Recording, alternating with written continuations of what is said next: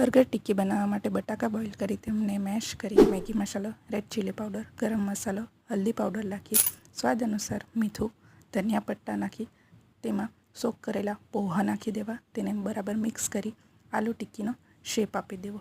ત્યારબાદ એક પ્લેટમાં મેદો, મીઠું, પાણી નાખી એક સ્લરી બનાવી દેતી. તે સ્લરીમાં બટાકાની ટિક્કી નાખી તેને બરાબર કોટ કરી બ્રેડ ક્રમમાં નાખી તેને કોટ કરી દેવી.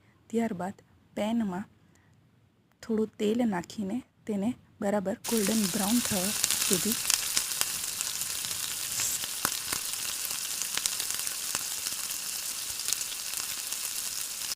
બર્ગર બન પર ટોમેટો કેચઅપ, શેઝવાન ચટણી લગાડી તેના પર ટિક્કી મૂકી. ટિક્કી પર તંદૂરી મેયો લગાડવી, તેના પર કાંદો, ટમાટર મૂકી, ચીઝ સ્લાઈસ મૂકી બીજા બન પર તંદૂરી મેયો લગાવીને સર્વ કરવું અને ખાવું.